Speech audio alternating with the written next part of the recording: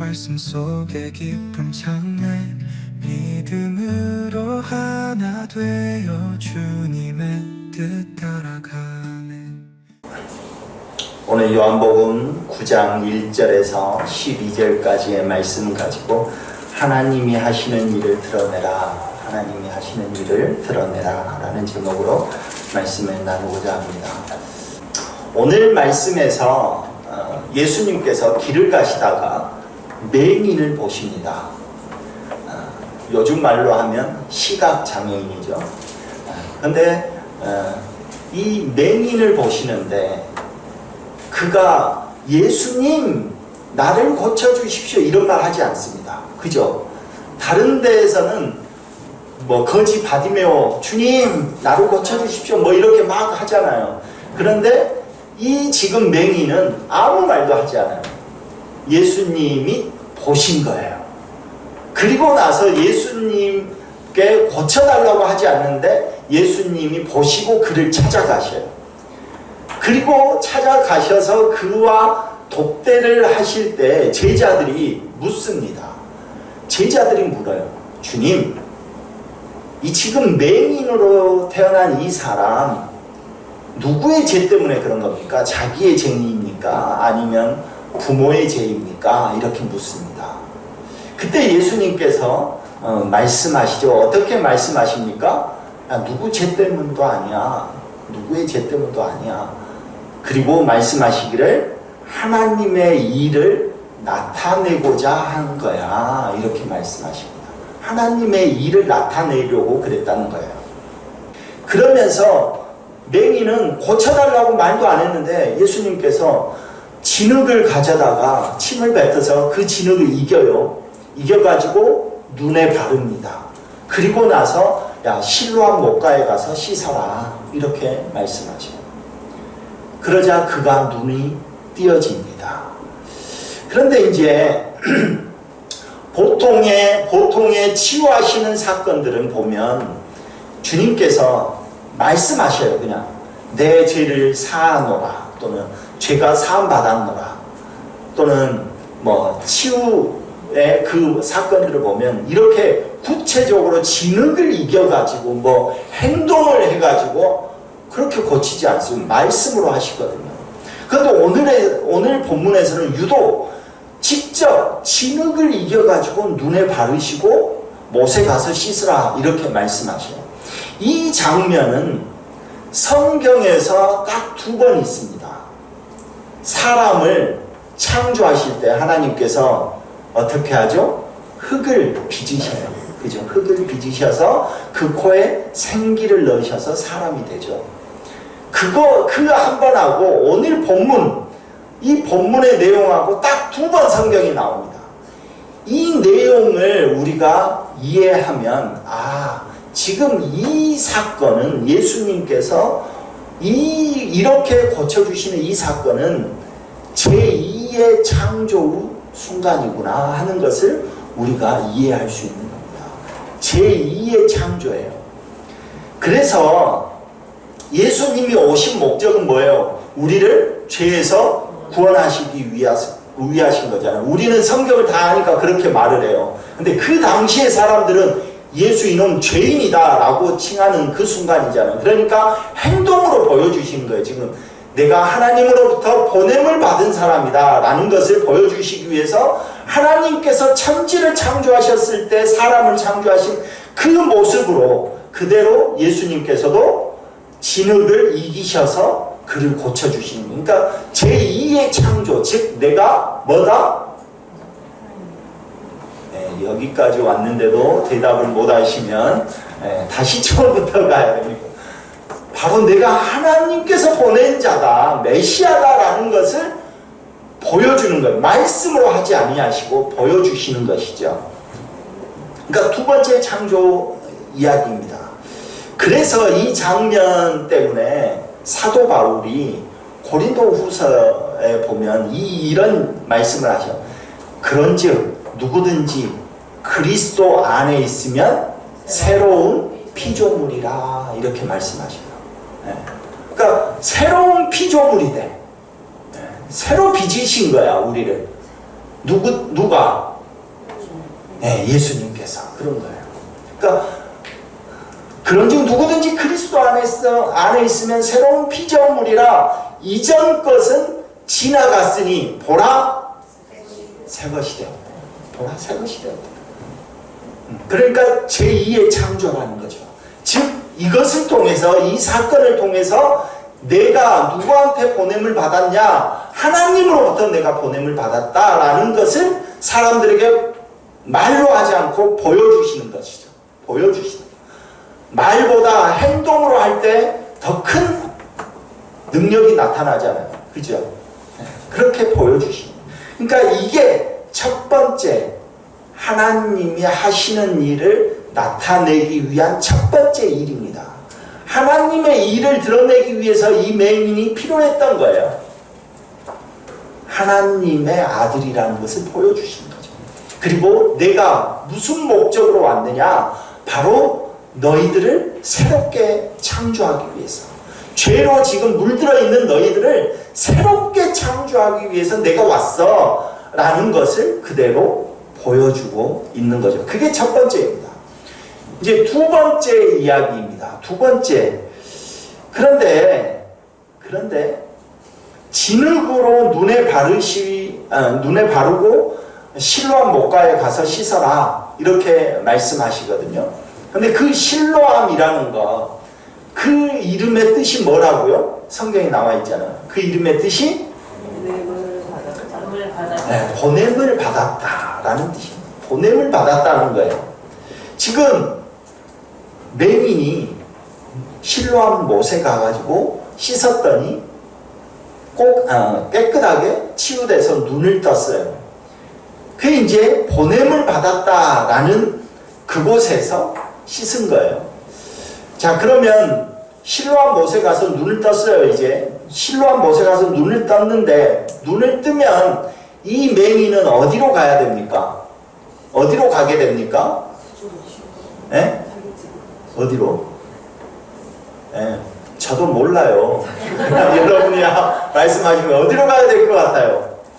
자기 집으로. 그렇죠. 세상으로 가는 거죠. 세상으로 가는 거예요.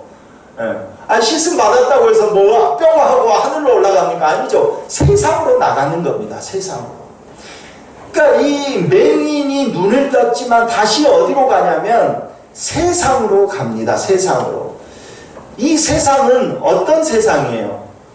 어두운 세상이에요. 어두운 세상.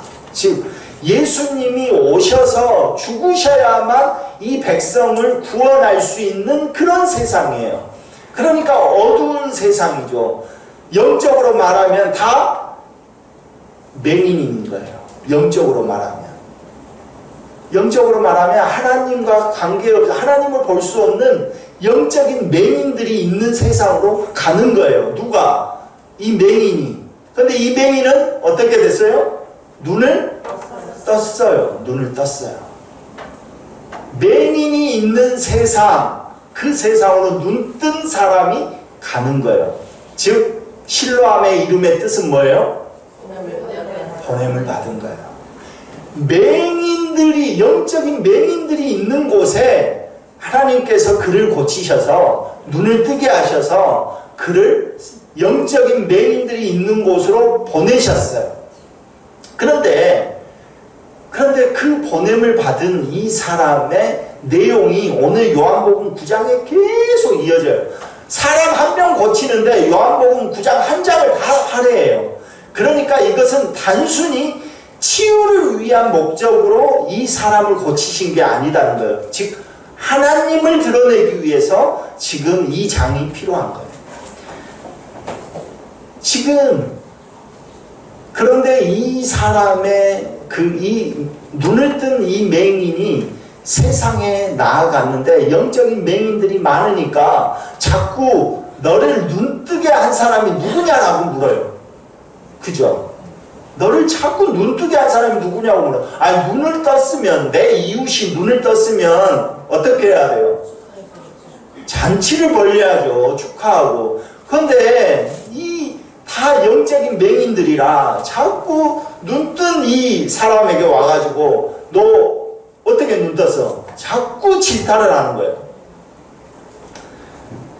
그런데 이 사람의 대답이 야, 예수 그리스도께서 나를 고쳐주셨어 라고 바로 대답합니까? 그러지 않아요. 이 사람 보면 어떻게 대답을 하냐면 예수라 하는 그 사람이 자기하고는 완전히 다른 사람이야. 예수라 하는 그 사람이래요. 그러니까 이 사람은 파송을 받았는데, 보냄을 받았는데, 보냄 받을 만한 어떤 자격이나 어떤 실력을 갖춘 사람이에요? 아니에요? 아닌 거예요. 아닌 거예요.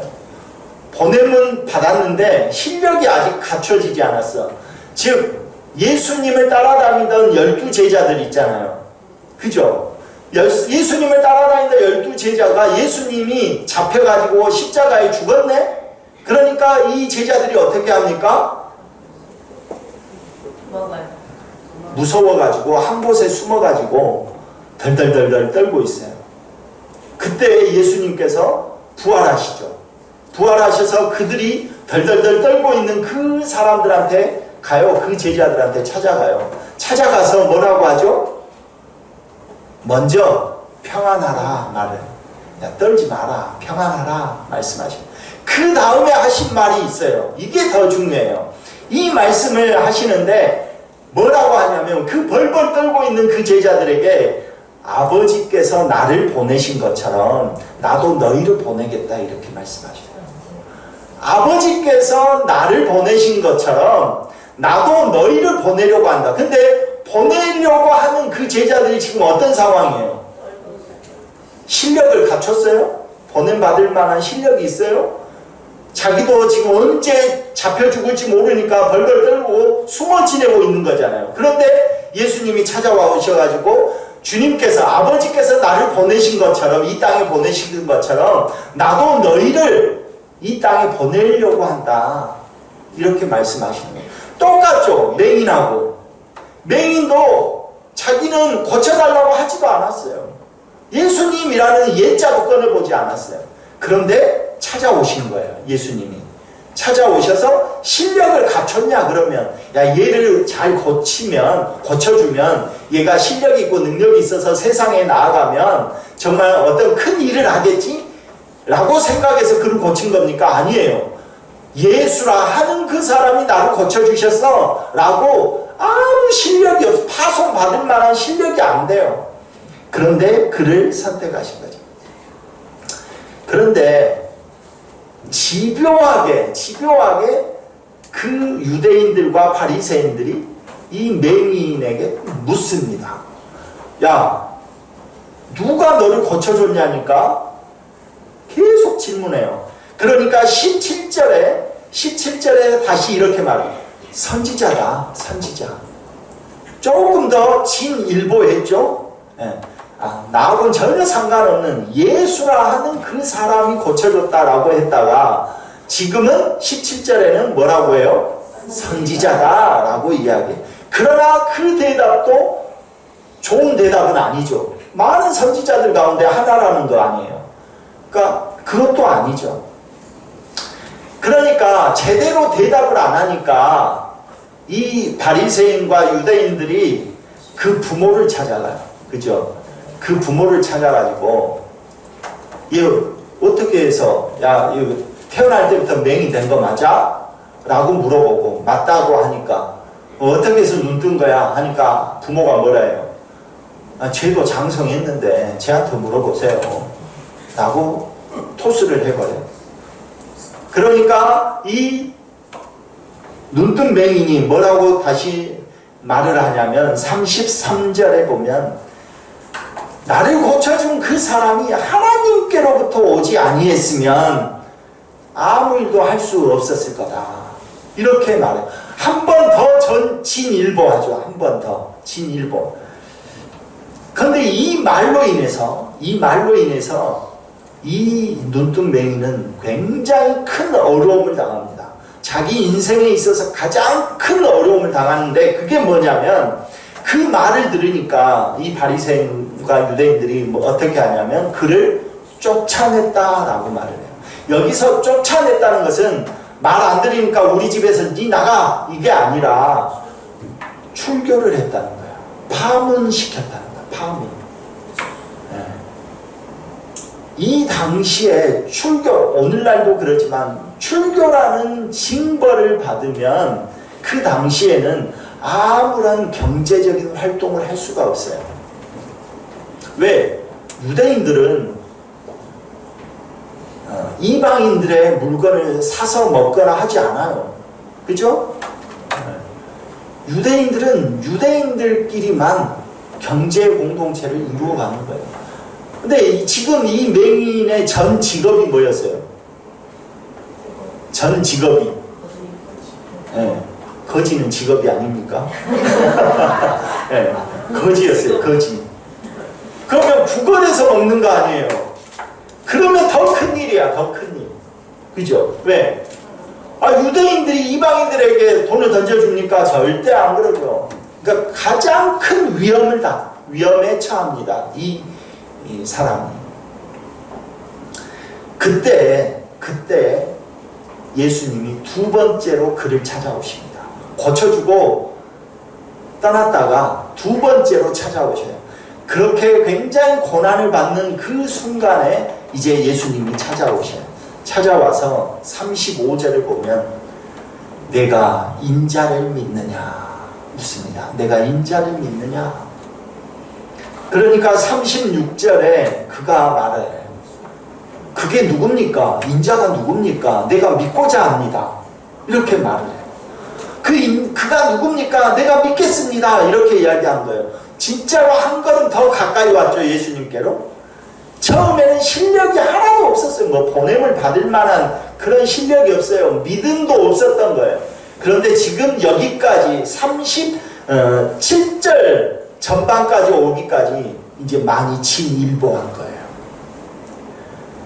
그리고 이제 그 6절에서 그가 누굽니까? 내가 믿고자 합니다. 이 고백을 하죠.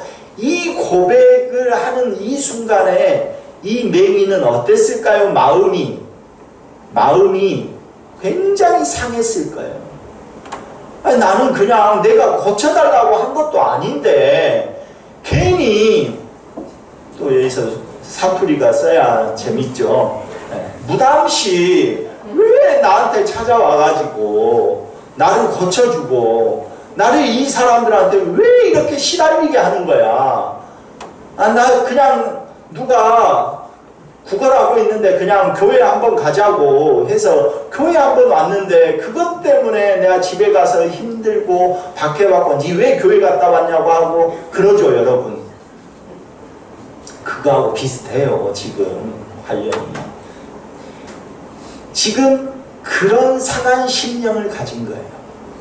그 상한 심령이 그냥 대충이었으면 저 밑바닥에 영적인 갈급함이 있었을 텐데 그게 차곡차곡 쌓이는 거죠. 차곡차곡. 도대체 그 사람이 누군데 나를 고쳐줘가지고 이렇게 힘들게 할까? 에서부터 시작해가지고 생각해보니까 이런 일을 행할 사람은 하나님으로부터 온 사람 아니야? 라고 생각하기까지 그의 영적인 갈급함이 하나 둘 채워지기 시작한 거죠. 나 정말 그 메시아를 만났으면 좋겠다 라고 생각한 겁니다. 그래서 37절 8절에서 결론이 나오는 겁니다.